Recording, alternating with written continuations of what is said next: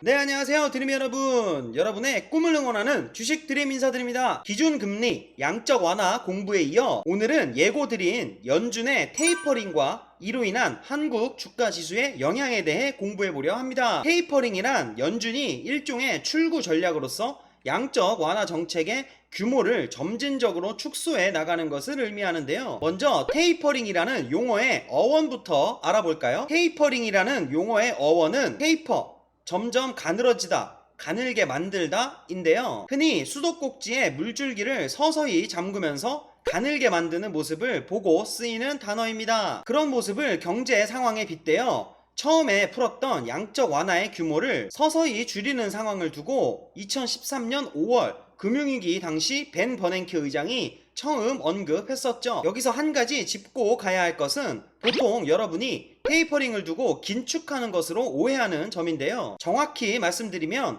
테이퍼링은 긴축하는 것이 아니고 기존의 양적 완화를 지속하는 대신 그 규모를 서서히 줄이는 것입니다. 현재 연준은 매달 1200억 달러의 돈을 풀고 있는데요. 테이퍼링을 시행한다면 10월에 1200달러, 11월 1100달러, 12월에는 1000억 달러 이런 식으로 서서히 규모를 줄이는 거죠. 연준은 올해 4월 FOMC에서부터 테이퍼링의 시기를 논의하고 있는데 보통 테이퍼링을 실시하기 9개월 전에 발표함으로써 시장의 반응을 살피는데요. FOMC는 미국 연방공개시장위원회로 12명의 연준 위원들이 6주마다 한 번씩 회의하면서 현재 통화정책의 효과를 점검합니다. 인플레이션이 걱정이라면 양적 완화를 종료하면 되지 테이퍼링 시행 이유에 대해 의문이 드실 법한데요. 테이퍼링이 등장한 계기에는 연준이 과거 크게 당했었던 경험이 있기 때문이에요. 연준은 2008년 금융위기가 터진 이후 2008년 12월부터 2010년 3월까지 1차 양적 완화를 시행했었는데 양적 완화를 발표했을 당시 미리 기한을 정했기에 2010년 4월에 종료했었습니다. 이 당시는 테이퍼링이라는 시스템 자체가 없어서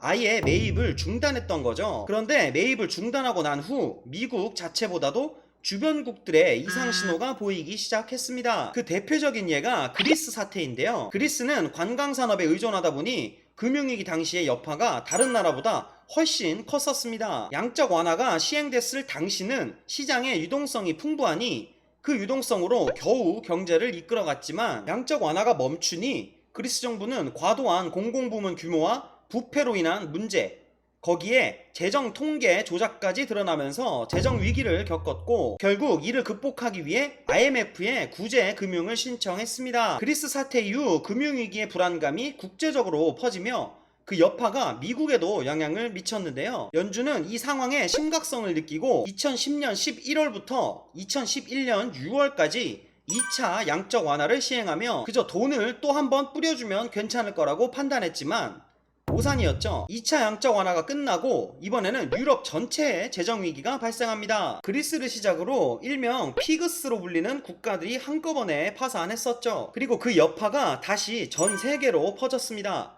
즉, 첫 번째 상황이 반복된 거죠. 이 두 번의 실수를 범한 연준은 2012년 9월 3차 양적 완화를 시행합니다. 이때는 기존과 다르게 종료하는 시기를 정하지 않았다는 점인데 이번에는 앞선 두 차례의 양적 완화의 문제점을 파악하며 시장의 반응을 살피기 위해 2013년 5월부터 미리 테이퍼링을 언급 후 시행했습니다. 지속적인 유동성의 힘을 깨달은 연준은 시장을 바라보며 양적 완화의 속도와 규모를 조절해야 한다는 교훈을 얻었던 거죠. 결국 테이퍼링은 금융시장에 미칠 수 있는 충격을 최소화하는 데 중심을 둔 정책인데요. 그런데도 시장은 테이퍼링에 대해 긴장하고 두려워하는 이유는 무엇일까요? 3차 양적 완화 때 테이퍼링을 시행 후 미국 주식시장은 조금 흔들리긴 했지만 큰 충격은 없었습니다. 그러나 테이퍼링의 선언이 긴축의 시작으로 인식하는 시각이 팽배해지면서 신흥국 시장에서는 자본 유출이 가속화됐는데요. 결국 중요한 것은 성장이 테이퍼링을 견딜 수 있는지 부분인데 그 당시 미국의 성장은 좋았지만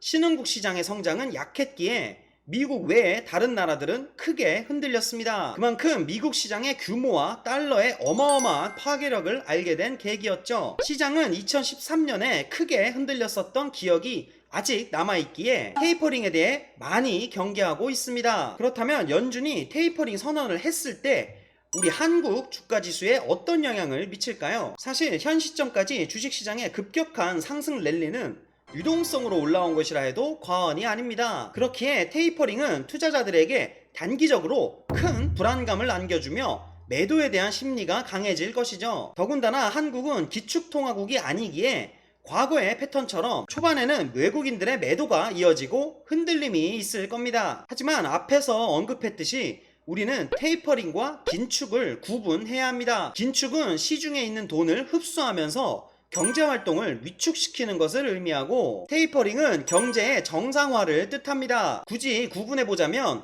앞서 배운 기준금리의 인상이 긴축에 속한다고 볼 수 있겠죠. 경제는 기본적으로 너무 뜨거워서도 안 되고 또 반대로 너무 차가워서도 안 되는 적당한 상태를 유지하는 것이 중요한데요. 그래서 테이퍼링을 시행함으로써 연준은 장기적으로 경제의 안정화와 현 시점의 자산 버블을 잠재우길 의도할 겁니다. 결국 한국 주가지수는 연준의 테이퍼링 선언이 있을 때 한번 출렁일 수는 있겠지만 테이퍼링 시행이 경제 회복으로 인한 경제 정상화의 과정이라는 인식이 퍼지면 주식시장에 매수세가 붙고 안정화되어 장기적으로는 우상향할 것으로 생각됩니다. 오늘은 이렇게 테이퍼링과 이로 인한 한국 주가지수의 영향까지 공부해 봤는데요. 영상을 보시고 조금이나마 유익한 시간 되셨다면 구독과 좋아요, 알림 설정까지 부탁드릴게요. 시청해주셔서 감사합니다. 드림이 여러분, 잘 자요.